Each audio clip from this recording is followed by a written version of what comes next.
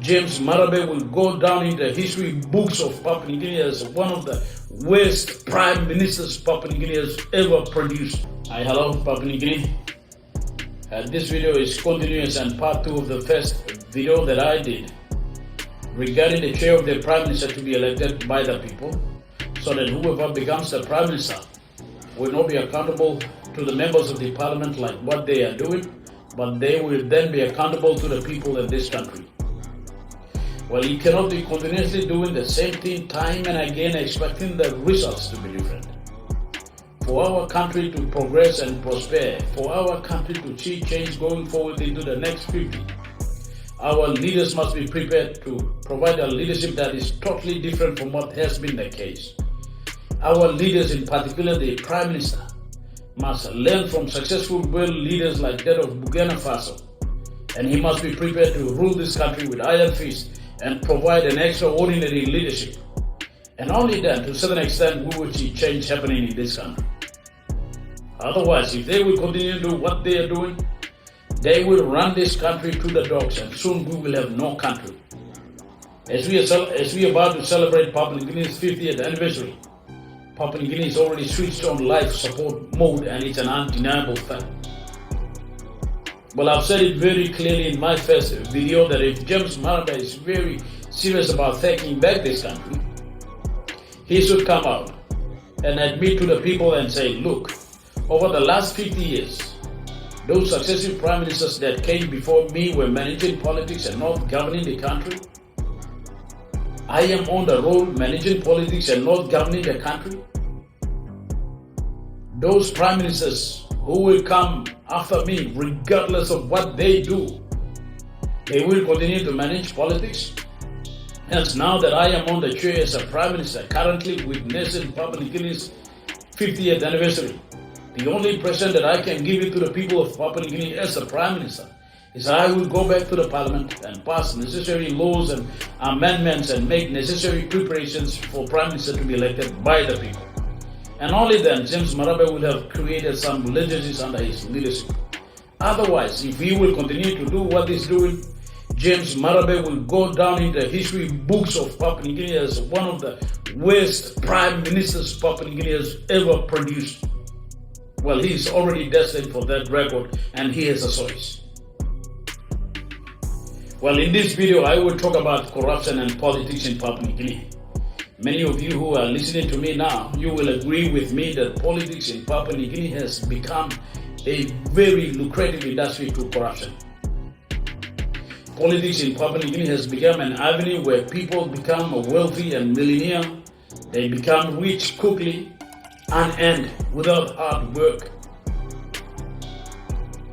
Politics has become a very lucrative industry, and it's very profitable through corruption. That's why you see university graduates, when they come out of uni, some of them are already talking politics. That's why you will see church pastors coming out of the church and talking politics. That's why you will see public servants, those who are on the road as responsible authorities, like managing directors, CEO, chairman, secretaries, provincial administrators, who already abuse the office they hold and use that office to prepare themselves to enter politics. Some have already done that. Why? Because politics is a lucrative industry, and they know what they can make when they enter politics. That's why you will see businessmen using the hard-earned money to enter politics. They know the money they make through hard work and business is not sufficient to be millionaire, and they just want to spend the hard-earned money to enter politics. Papua New Guinea, from all walks of life, we want to enter politics because we know politics is a very lucrative industry. That is what it is, and it's an undeniable fact. That's why you Balugan tribal members or the Megan go to parliament, they want to learn on an economic ministers. Why economic ministers? Why? Because those economic ministers, they can sit on that road and enrich themselves, or can make plenty of money. Balugan was my Department of Works and Mandla Gubla Minister. And Gubla Department.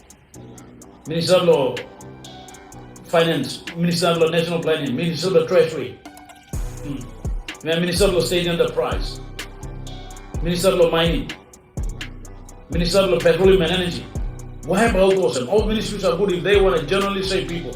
Also good luck because there is no more money in there where they can sit on that road and enrich themselves. Politics in Papua New Guinea has become a very lucrative industry. That is what it is. Well, for Papua New Guinea to progress into the next 50, we've got to come out of that age. We've got to create a system. We've got to create a culture. We've got to create a law that clearly stipulates for us politics to become sacrificial. Politics must be for those people who generally want to save.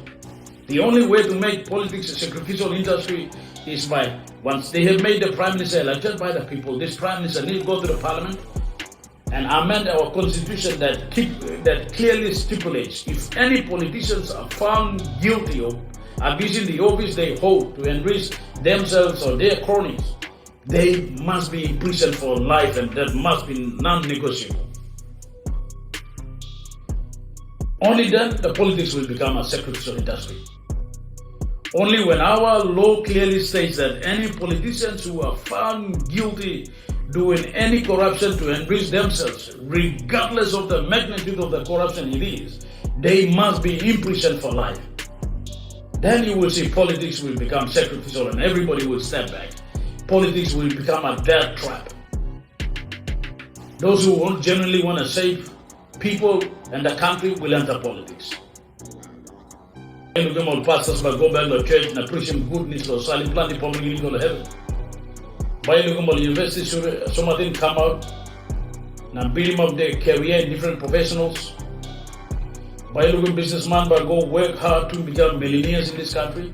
As we speak, many of the well-to-do or many millionaires in Papua New Guinea, they have enriched themselves through corruption and through politics. Only few have made it to be who they are.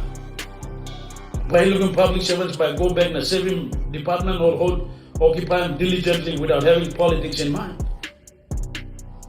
By looking at ministers, by don't have law bill or come up, kind of ministers. That's only when we have created politics become a sacrificial industry. By looking at election rigging by come on the country law union. By you know looking at man Mary spending money law campaign. By you know looking election rigging come on. By you know looking at social media and Facebook, what you see nothing. No social media and praising leaders for doing nothing. That's like a cult mentality, but not anymore. Where will the leaders get the money to feed these idiots? People will go back and work hard. We need to create this necessity going forward. If we will continue doing this, we aren't going anywhere. Well, plenty time Mr. talk about him, like criticize him, James Marape, and kind of some plan, some that also made.